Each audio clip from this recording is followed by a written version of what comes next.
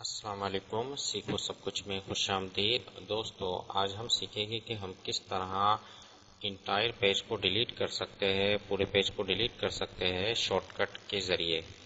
تو دوستو اس وقت ہمارے پاس ایک ڈاکومنٹ ہے جو کہ 7 پیجز پر مشتمل ہے، اور اگر ہمیں جو ہے اس ڈاکومنٹس میں کوئی بیچ میں سے پیج کو ڈیلیٹ کرنا ہے تو یہ کافی ڈیفیکلٹ ہوتا ہے، کیونکہ ہم سلیکشن کرنے کے بعد جیسے ہی وہ ڈیلیٹ دباتے ہیں تو اس کی فارمیٹنگ وغیرہ ڈسٹرب ہو جاتی ہے۔ تو میں آپ کو ایک ایسا شارٹ کٹ بتاؤں گا جس کے تھرو آپ بآسانی یہ کام کر سکتے ہیں۔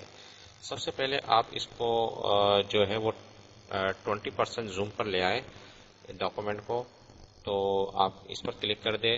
120% پر میں نے جیسے کلک کیا، یہاں میں جو ہے 20% صرف لکھ کر ٹائپ کر اوکے کروں گا تو یہ 20% پر آ جائے گا۔ تو یہ ڈاکومنٹ ہے جو 7 پیجز پر مشتمل ہے، جس میں ہمیں جو یہ سیکنڈ پیج ہے اس کو ڈیلیٹ کرنا ہے۔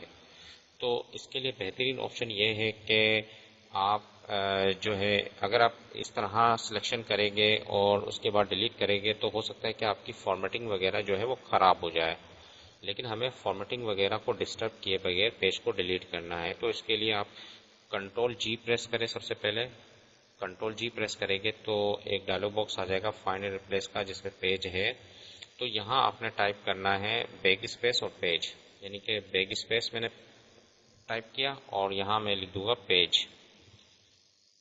تو اس کے بعد جیسے ہی میں انٹر کروں گا تو آپ دیکھیں گے کہ پورا پیج جو ہے وہ پراپر طریقے سے سلیکٹ ہو گیا ہے۔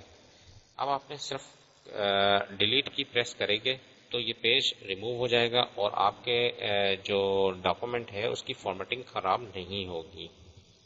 تو آپ کس طرح کر سکتے ہیں؟ سب سے پہلے اس پیج پر کلک کریں اور کنٹرول جی پریس کریں۔